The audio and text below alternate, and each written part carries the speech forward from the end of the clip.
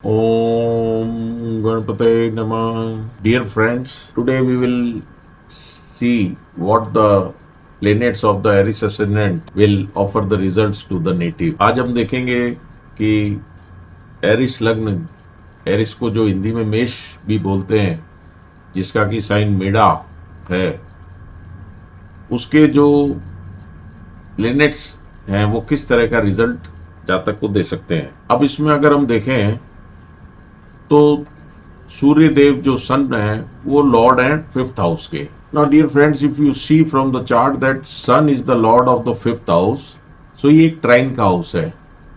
तो मेष लगन के जातकों के लिए सन यहाँ पे एक अच्छे रिजल्ट्स देने की अपेक्षा की जा सकती है। अब हम अगर मून को देखें तो कर्क राशि जो जिसके मून स्वामी है चंद्रदेव, वो फोर्थ हाउस में है। अब अगर मून का जो प्लेसमेंट है वो सन से जितना दूर होगा, 72 डिग्री से अगर दूर है, तो we can consider it should be a benefic planet. वो उनको एक शुभ ग्रह मान सकते हैं। अगर यही चंद्रदेव मेलेफिक हो गए तो वो अच्छे रिजल्ट नहीं दे पाएंगे। अब हम देखते हैं कि मंगल देव जो कि लग्न के फर्स्ट हाउस और एट्थ हाउस के लॉर्ड हैं, तो वो अपनी दशा अंतरदशा के अंदर वो लग्न के लिए, अगर प्लेनेट जो लग्न का लॉर्ड होता है उसको हमेशा शुभ माना जाता है, तो पहले तो वो अपने लग्न के बेनिफिशियल रिजल्ट्स देंगे। लेकिन अगर वही मंगल देव इसके अंदर एफ्लिक्टेड हो गए तो वो एट्थ हाउस के नेगेटिव रिजल्ट्स भी नेटिव को दे सकते हैं। अब अगर हम मार्स प्लेनेट मंगल देव को देखें तो बीइंग लॉर्ड ऑफ एट्थ, अगर वो एफ्लिक्टेड है तो वो लाइफ को डेंजर भी दे सकते हैं, क्योंकि आठवां स्थान आयु का स्थान भी है और साथ ही साथ हेल्थ को भी काफी ज्यादा अफेक्ट कर सकते हैं।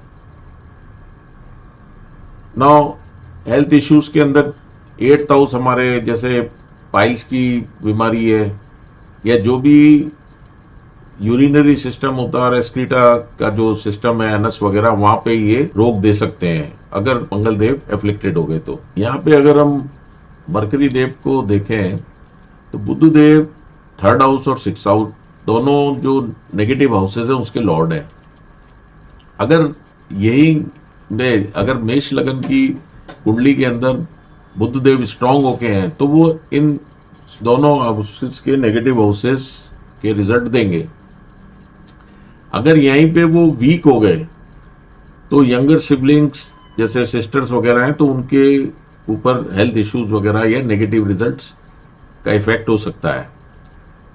अब because mercury is of dual nature, अब यहीं पे अगर यही मरकरी देव जुपिटर या मार्स या मून से एस्पेक्टेड है तो फाइनेंस के अंदर मेष लगन के जातकों को वो काफी अच्छे रिजल्ट्स दे सकते हैं। मरकरी के साथ ये अटैच है कि वो अगर बेनिफिक प्लेनेट से कनेक्ट है तो अच्छे रिजल्ट देते हैं, और अगर मेलेफिक प्लेनेट के साथ कनेक्ट है तो वो मेलेफिक हो जाते हैं। Now what the Jupiter Brihaspati dev will offer. Now Jupiter जो नाइन्थ हाउस और ट्वेल्थ हाउस दोनों के लॉर्ड है। Now ninth is the trine house for this मेष लग्न के लिए।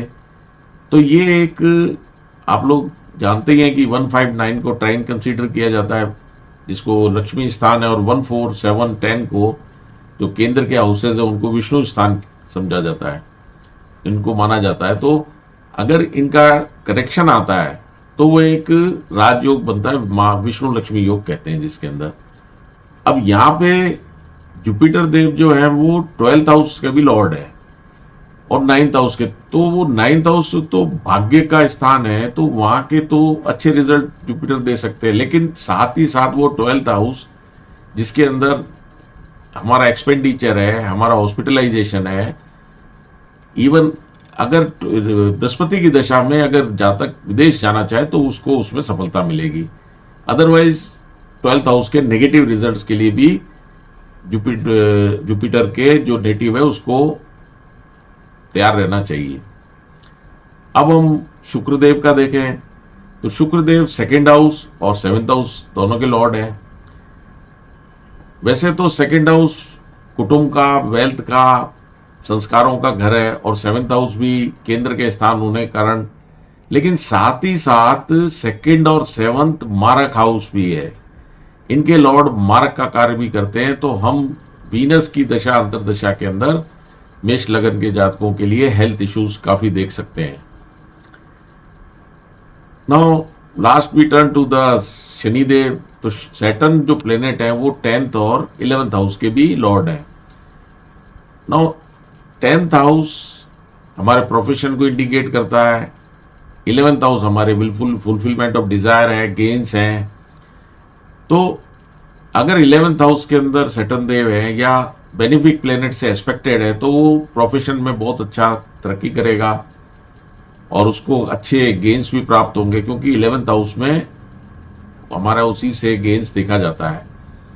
यही सैटर्न अगर एफ्लिक्टेड हो गया या नेगेटिव बेनिफिक प्लेनेट मंगल या किसी से एक्सपेक्टेड है तो फिर प्रोफेशन और उसके जो बड़े भाई बहन है, क्योंकि 11th हाउस जो है वो हमारे बड़े भाई बहन को भी इंडिकेट करता है, तो वहां पे फिर नेगेटिव इफेक्ट्स देखने को मिलेंगे।